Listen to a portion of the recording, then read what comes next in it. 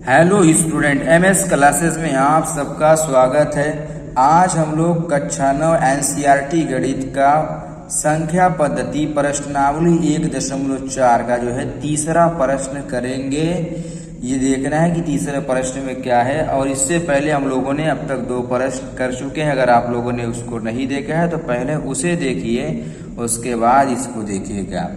तो यहाँ पर तीसरा प्रश्न है कि आपको याद होगा कि जो पाई है, पाई लिखा हुआ है, पाई को एक वृत्त की परिधि, यानी इसको वृत्त की परिधि को सी से दिखाते हैं, सर्कमफेरेंस इसको बोला जाता है, और इसके व्यास, जो व्यास होता है डी से दिखाया जाता है, जिसको डायमीटर कहते हैं, के अनुपात से परिभाषित किया जाता है। अर्थात पाई बराबर परिधि के बटा में डी, यानी यहाँ पर सी के बटा में डी है। यह इस तथ्य का क्या कर रहा है, इस तथ्य का अंतर विरोध करता हुआ प्रतीत होता है कि पाई परिमेय अपरिमेय है। इस अंतर विरोध का निराकरण आप किस प्रकार करेंगे? ये हमारा जो है क्वेश्चन कर रहा है कि आप जो है इसको क्या बता सकते हैं, आप क्या कह सकते हैं कि ये परिमेय है कि अपरिमेय है। सी और डी पर क्वेश्चन कह रहा है। सी और पाई तो हम जानते हैं कि अपरिमेय ही संख्या होती है, पाई पर कोई शक शुबा नहीं कि यह परिमेय है कि अपरिमेय। पाई एकदम एग्जैक्ट है कि पाई जो होता है वो अपरिमेय संख्या है, लेकिन यहाँ पर हम लोग को सी और डी के बारे में बताना है।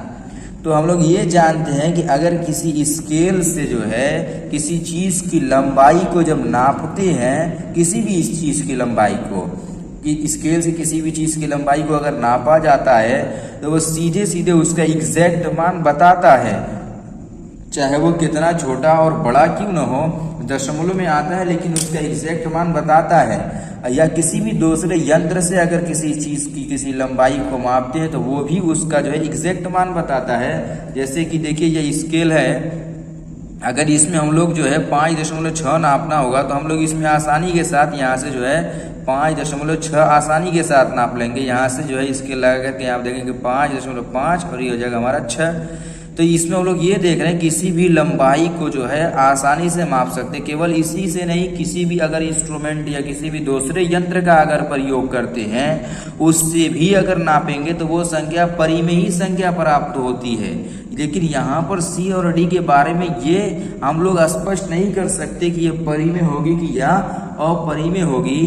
तो इसमें क्वेश्चन के आंसर में बस यही बताना है कि आप इसके बारे में क्या कह सकते हैं। जबकि पाई परिमेय है, पाई जो है अपरिमेय है, तो हम लोग देखो ये अगर अपरिमेय है तो ये कैसे परिमेय हो सकता है, या अगर ये परिमेय है तो ये कैसे परिमेय हो सकता है। इसी चीज को स्पष्ट करते हुए इसका आंसर जो है हम लोग लिखेंगे। इसको हल नहीं करना है, इसका आंसर मैंने जो है पहले ही से लिखा हुआ है, क्योंकि इसका आंसर थोड़ा सा बड़ा है, लिखने में टाइम लगेगा। टाइम को बचत करने के लिए मैंने आंसर पहले से लिख दिया है, और देखिए एकदम इसको हम लोग ध्यान से देखेंगे।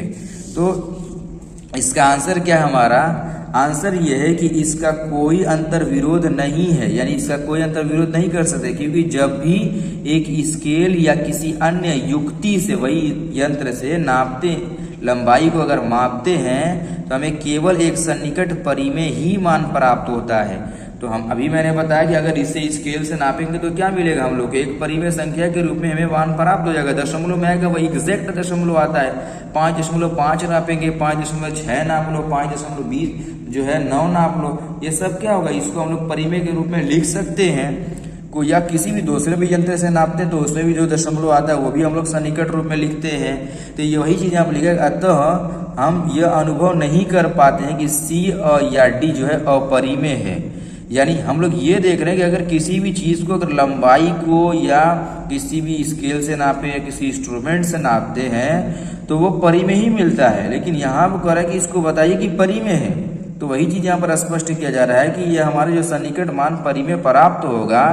तो हम ये देख रहे हैं कि इस अनुभव नहीं कर पा रहे हम लोग कि सी और डी परिमेय है, अपरिमेय। तो हम लोग यहाँ पर वही चीज लिख देंगे कि अतः हम यह अनुभव नहीं कर पाते हैं कि सी या डी क्या हो जाएगा, हमारा अपरिमेय संख्या हो जाएगी।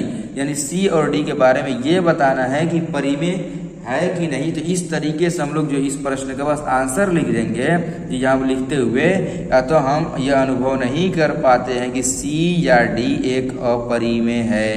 क्योंकि पाई हमारा अवपरिमेय होता है। सी और कोई संख्यात्मक नापेंगे तो परिमेय मिलेगा। इसी चीज़ को स्पष्ट करते हुए इसके आंसर को बस ऐसे ही लिख देंगे।